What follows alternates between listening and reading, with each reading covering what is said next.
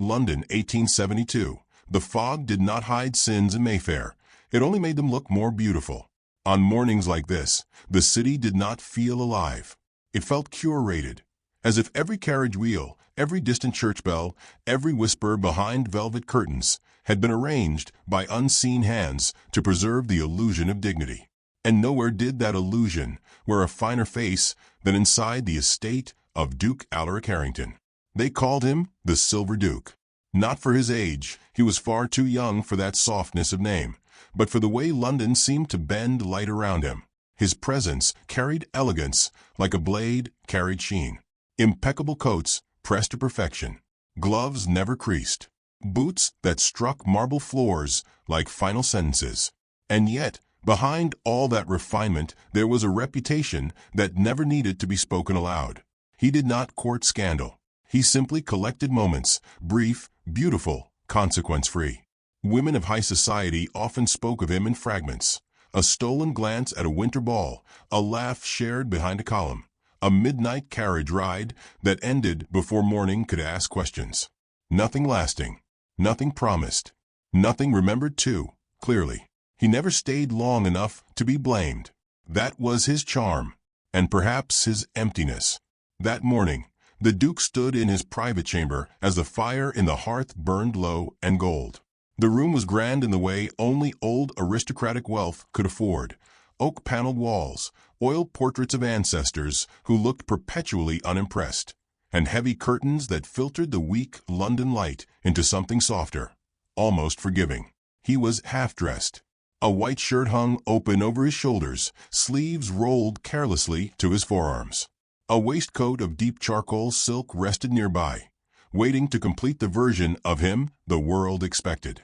His valet had just stepped out to fetch his gloves, and for once, the Duke was not alone in control of his own preparation. That was when Eliza Whitmore entered. She moved quietly, as if she had learned long ago that silence was the safest way to exist in powerful places. Her dress was modest, soft dove-gray, high-necked, carefully mended at the cuffs rather than replaced. There was no attempt to stand out in her appearance, and yet somehow she did. Not loudly, but distinctly. She had been summoned often enough to noble households to assist with delicate work, stitching torn seams, adjusting collars, repairing what wealth could not replace with pride alone. Today, however, it was simpler. Button the Duke's shirt, a task so trivial it felt almost insulting. But she said nothing. Neither did he. "Do not take too long," the Duke said lightly, not looking at her as he adjusted the cuff of his sleeve. His voice carried that familiar ease, half command, half amusement, the kind of tone used by men who were never questioned. Eliza stepped closer. Her eyes stayed lowered, not from fear, but discipline. "Yes, Your Grace." She reached for the ivory buttons. The air between them shifted, not dramatically, not visibly, but enough that even the fire seemed to hesitate. One button, then another. Her fingers were steady, practiced, careful not to touch more than necessary. The Duke, meanwhile, watched the mirror opposite him, not her directly. He always did that. It made distance feel like control. Outside, London carriage bells echoed faintly through the fog. Inside, there was only the soft rhythm of fabric and breath. Button, pause, button, and then Eliza stopped. Not fully, not suddenly, but enough that the moment fractured. Her fingers hovered just above the fabric near his collar. The Duke finally glanced down. "What is it?" Her silence lasted a beat too long to be polite. Then she spoke quietly. "Your Grace." Something in her voice changed. Not loud, not sharp, just still. That stillness made him look at her properly for the first time. And that was when he saw it. On the side of his neck, a mark, small, crimson, impossible to ignore once noticed. A lipstick stain, not faint enough to be accidental, not subtle enough to be imagined, and not his own household's shade of discretion. The room did not move. The fire did not crackle. Even the Duke's expression did not change immediately, because for a man like him, the world usually adjusted itself before he had to. But this time, it did not. Eliza lowered her hand slowly, as if the act of finishing the buttoning had suddenly become inappropriate for reasons neither of them named. She said nothing, not a question, not a judgment, not even a sigh, just quiet understanding forming in the space where trust might have been. The Duke straightened instinctively, as though posture could erase evidence. "It is nothing," he said at last. A reflex more than a truth. But something unfamiliar flickered beneath his voice. Because for the first time in a long time, he was not certain the room believed him. Or worse, he was not certain he did. Eliza resumed her task, button by button. But now the movement carried something different. Not anger, not drama, absence. As if her hands were simply completing a duty her mind had already stepped away from. The Duke watched her briefly in the mirror again. She did not look at him, not once. And that absence unsettled him more than accusation ever could have. He had been accused before, whispered about, desired, judged, admired. But he had never been quietly filed away in someone's understanding. Not like this. When she finished, she stepped back. "I am done, Your Grace." Her voice was composed. Perfectly so. Too perfect. He turned slightly toward her now. For once, his usual ease did not arrive on time. The charm that usually filled silences between him and others felt delayed, like a coat he could not find quickly enough. "Eliza." She paused at her name, but did not respond further. A servant's respect. Nothing more. He studied her face, searching for the usual signs he could navigate.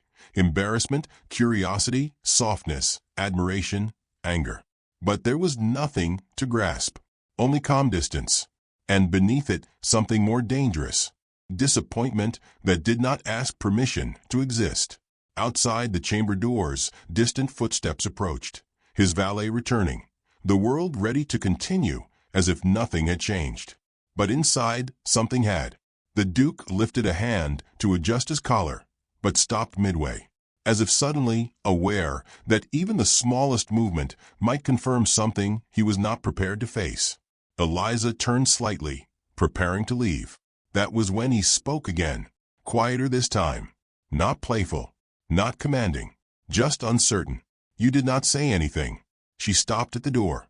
For a moment, she did not turn back. Then, softly, "There did not seem anything I could say, Your Grace." And that was the moment. Not the mark. Not the lipstick. Not the scandal waiting somewhere beyond that room. But those words. Because they did not accuse him. They simply described him. The door opened. Cold London air slipped in from the corridor. Eliza stepped out. And the Duke remained standing in the middle of his grand chamber, shirt fastened, collar aligned, reputation intact. But something inside him had shifted in a way no tailor could repair. His gaze drifted back toward the mirror. The mark was still there, faint now only in the reflection of denial he tried to hold. And for the first time in his life, Duke Alaric Harrington did not immediately know how to fix what he saw, or why. Standing perfectly dressed in the wealthiest house in Mayfair, he suddenly felt like something essential had been left undone, and far too quietly. For the first time in years, he forgot how to breathe. After she left the chamber, the house did not change. Mayfair still breathed in polished routines, servants gliding through corridors, silver trays catching candlelight, carriages arriving like timed applause at the front steps. Even the Duke's name, spoken in distant rooms, still carried its familiar weight. But inside the estate of Duke Alaric Harrington, something subtle had tilted. Not broken, just misaligned, like a painting still hanging on the wall, but no longer convincing the eye it belonged there. Eliza Whitmore returned to her duties as if nothing had happened. That was her way. She moved through the estate's quieter corridors with composed precision, mending lace cuffs for a visiting countess, adjusting hems, smoothing fabric where hands had shaken too much in ballrooms the night before. Her needlework was delicate, almost invisible in its perfection. And yet, there was a strange distance in her now, as if she had stepped half a pace outside the world she worked in. And no one noticed, except him. The Duke did not summon her again that day. He told himself it was unnecessary. He told himself the matter was already dismissed, Nothing more than a careless evening, an indulgence that had followed him into daylight like a shadow, refusing to behave. But the truth lingered in ways he could not command. He caught himself at strange moments, pausing before mirrors longer than usual, adjusting collars that did not need adjusting, brushing fingers over his neck as if the absence of explanation might still be physically removed. It irritated him, not the mark, but the silence around it. That evening, London demanded his presence. A ball at Lady Pembroke's townhouse, one of those grand gatherings where chandeliers burned like captured constellations, and every smile was carefully trained to mean nothing. The Duke arrived in midnight black tailcoat, silver thread embroidery catching the light with every measured step. His presence was immediate. Conversations bent toward him. Laughter adjusted itself to his proximity. He played his role effortlessly. The admired Duke, the untouchable Duke, the dangerous Duke. And for a while it worked, until he saw her. Eliza stood near the edge of the ballroom, not part of it, not outside of it either, simply beside it, as if she had chosen observation over participation. She wore a modest dress of soft gray blue, the fabric plain enough to disappear among silk gowns and jeweled bodices. Yet somehow she did not vanish. She was still, composed, unclaimed, a woman who did not orbit attention, but existed outside its gravity entirely. And that unsettled him more than he wanted to admit. A young lady at his side, one of the many who had once been part of his reputation, laughed softly at something he said. Her fan brushed his sleeve in a practiced gesture of closeness. He did not react. Not truly. Because his attention had already drifted across the room again. Back to Eliza. She was speaking briefly with an elderly servant, likely about a torn hem or a loose stitch. Nothing important. Nothing that should have mattered more than champagne or music or admiration. And yet, it did. "You are distracted tonight, Your Grace," the lady beside him murmured. Amusement laced her tone, as if she already knew the answer and found it charming rather than concerning. The Duke smiled. A perfect smile. The kind that required no honesty. "Am I?" he replied lightly. But his eyes did not leave Eliza. Later, when the music softened and guests drifted into separate conversations like scattered petals, the Duke found himself walking, without intention, through the ballroom, past silk gowns and polished boots, past laughter that meant nothing the moment it ended, until he reached a quieter corridor near the stairwell, where Eliza stood alone for a brief moment, gathering folded linen from a waiting tray. No audience, no witnesses, only candlelight and shadow. "You left early for my chamber," he said. His voice was lower here, stripped of performance. Eliza did not startle. She simply continued folding the fabric with careful attention. "I completed my task, Your Grace." A pause. Then he stepped closer. "You did not say anything." At that, her hand stopped for a fraction of a second. Not enough to be dramatic, just enough to be real. Then she resumed. "There was nothing required of me." The answer should have ended the conversation. It did not. The Duke watched her more closely now, not like a man used to being obeyed, but like a man trying to understand why obedience felt absent even when it was present. "You saw it," he said quietly. It was not a question. Eliza did not deny it. "Yes. And yet you said nothing."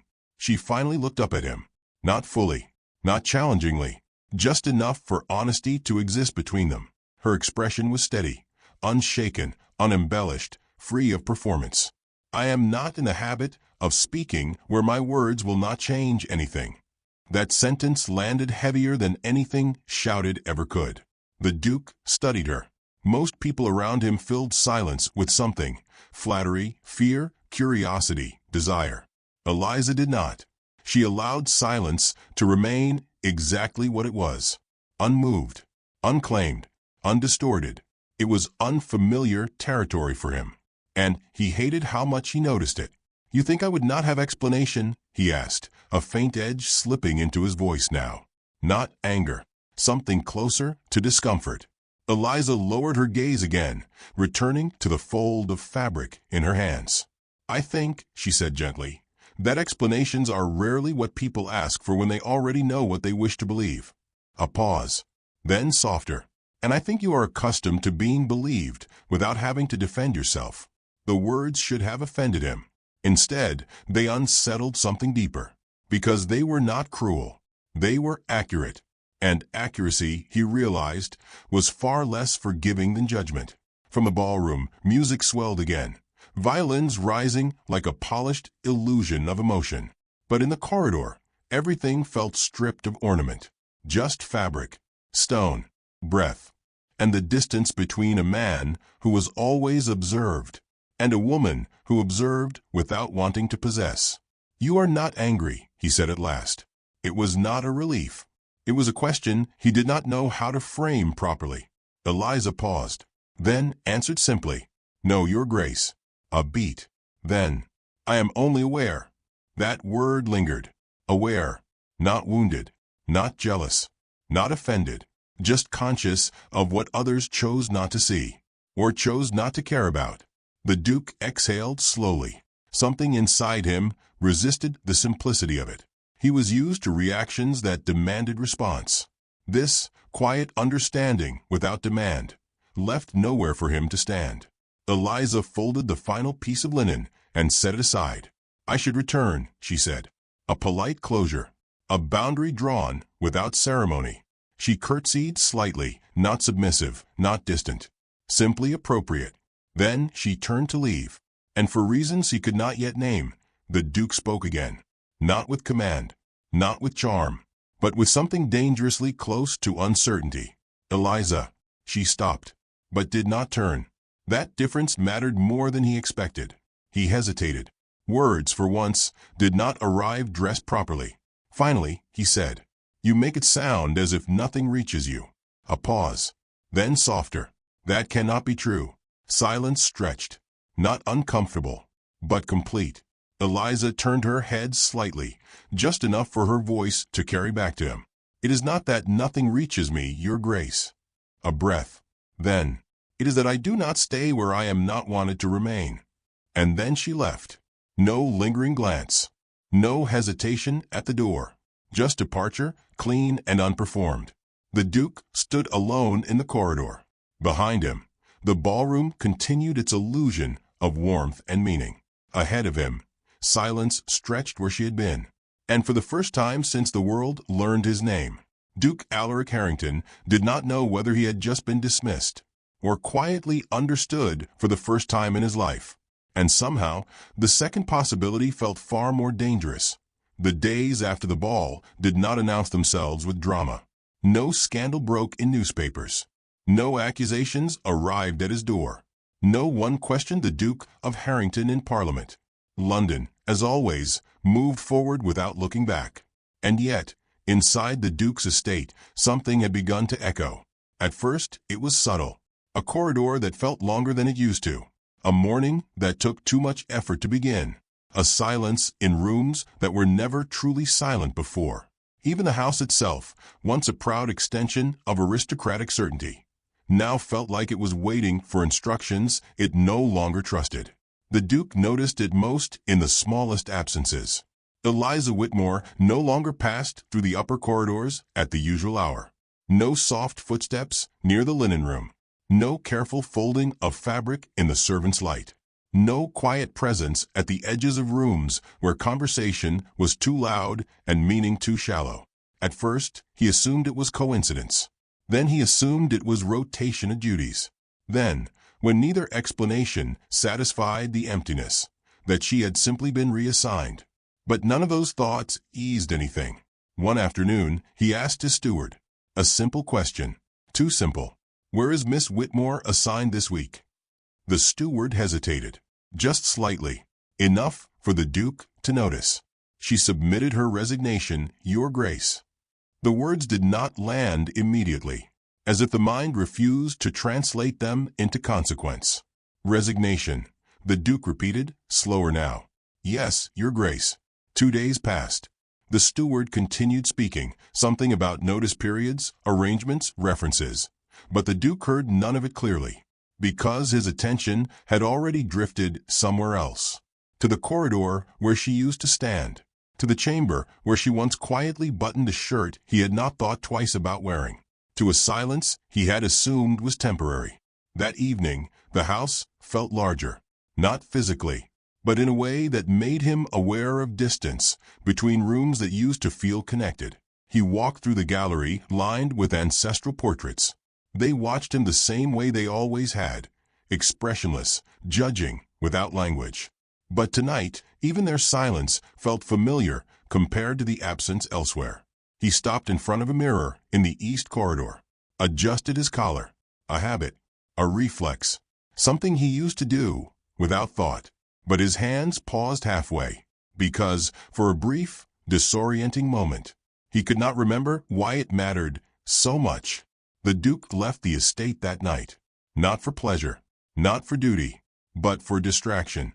Mayfair received him as it always did, golden rooms, polished laughter, conversations designed to float rather than land.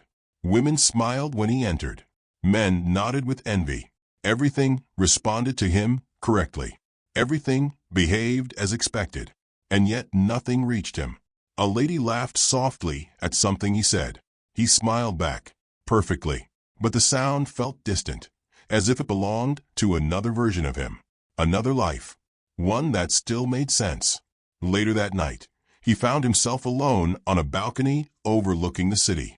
London stretched beneath him, fog, lantern light, the soft pulse of carriage wheels on wet stone. A kingdom of movement without pause. And for the first time, it did not feel alive. It felt full, but not present. He thought of Eliza then, not as memory, not as sentiment, but as absence with shape. A woman who did not argue, who did not plead, who did not linger long enough to be rewritten by his understanding. He exhaled slowly. For a man who had always been surrounded by attention, he had never learned how heavy silence could become when it was directed at him personally. Not hostility, not rejection. Worse, neutral departure. Days passed, then weeks. The estate continued to function. Servants adjusted. Routines replaced routines. Everything returned to structure. Except him. The Duke began noticing things he had previously filtered out. How often conversations required his leadership simply because no one else had learned to stand without him. How many smiles in his presence were shaped more by expectation than sincerity. How easy it had always been to move through people without ever being required to remain where he arrived. One night, he dismissed the last of his guests earlier than usual. The house emptied into silence. Candles were extinguished room by room, until only the faint glow of the corridor remained. He did not go to bed. Instead, he walked through every hallway, through every chamber, as if searching for something he could not name properly. Eventually, he reached the chamber where Eliza had once stood. The room had been tidied, reset, restored. Nothing remained of her presence, except what memory refused to release. He stood there longer than he intended. The fire had been lit for comfort, but it offered none. Only reflection, only absence. "You would have left anyway," he said quietly to no one.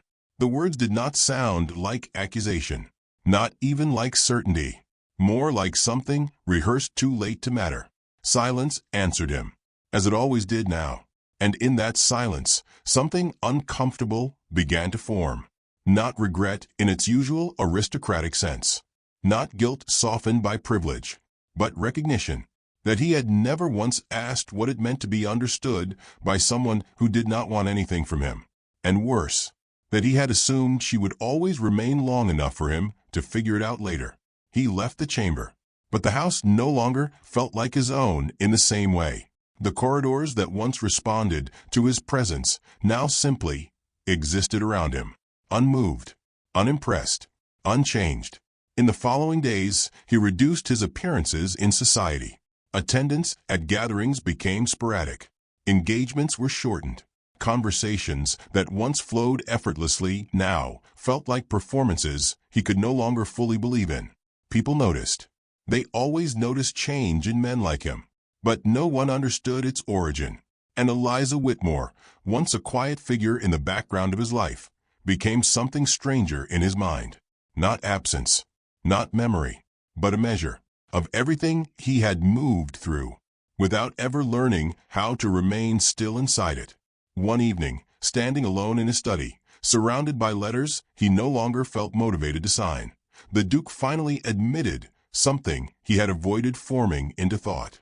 Not aloud, not to anyone else, only within himself. That power, status, admiration, influence had never required him to be changed by the people who entered his life. But she had not entered his life. She had witnessed it, and then left without asking permission to be missed. And in that realization, something inside him shifted. Not dramatically, not loudly, but irrevocably, because, for the first time, the Duke of Harrington understood what it meant for a presence to matter more after it was gone. And he did not yet know it, but that understanding was already beginning to undo everything he had mistaken for certainty. Winter arrived in London like a quiet verdict. No grand announcement, no mercy, just cold air settling over stone, turning every breath visible, every street lamp softer, every sound slightly delayed, as if the world itself had slowed down to think before speaking. The estate of Duke Alaric Harrington stood against it like a disciplined silhouette, grand, unchanged, outwardly flawless. But something within its walls had already been rewritten.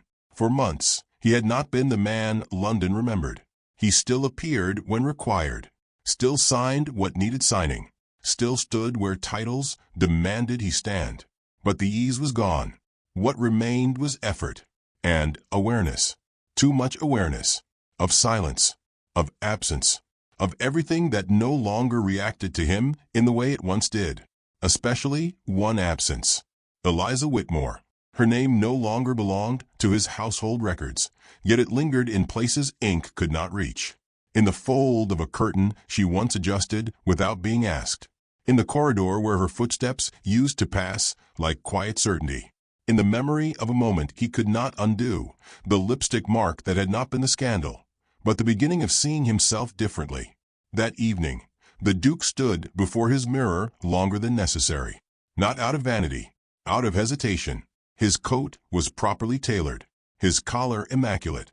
His presence still carried the weight of expectation. But he did not immediately move toward the door, because, for once, he was not sure what version of himself would walk out. The gathering at Lord Ashbourne's winter reception was exactly what London always built for itself. Warm light behind tall windows, music carefully arranged to soften the edges of reality, voices layered over one another in elegant distraction. The Duke arrived alone. No announcement preceded him, but still attention turned. It always did. He walked through familiar rooms like a man retracing steps in a dream he no longer trusted. Smiles met him. Bows followed. Conversations adjusted. Yet none of it reached the place inside him that had become increasingly difficult to disguise. Because tonight, he was not searching for admiration. He was searching for something far more dangerous. Clarity. And then, he saw her. At first, it was not certainty. Only recognition before thought could interfere. A figure near the edge of the ballroom, standing slightly apart from the arranged glow of chandeliers and conversation. Eliza. She was unchanged in the way he remembered most painfully. Not in appearance alone, but in presence. Still composed. Still self-contained. Still existing as though she did not require the room to validate her place inside it. But there was something different too. Not softer. Not harsher. Just further away from who she had been when she last stood in his world. As if time had not waited for him to catch up. For a moment, he did not move. The room continued around them as if neither of them mattered to its rhythm. But for him, everything narrowed. Sound faded. Distance disappeared. And the weight of every choice between then and now became suddenly present in a way he could no longer ignore. He crossed the room. Not quickly, not theatrically, but steadily, as though each step required a decision he could not delegate. Guests shifted aside without realizing why. Conversation bent around him without interruption. And Eliza noticed him before he reached her. Of course she did. She always noticed what others only reacted to. When he stopped in front of her, there was no dramatic pause. No gasp. No recognition disguised as surprise. Only stillness. the kind that does not demand explanation. "Good evening, Your Grace," she said. Her voice carried the same composure it always had. But now it belonged fully to her, not to the world that once employed her silence. The title did not land in her tone as reverence. Only acknowledgement, distance, order. He should have answered immediately.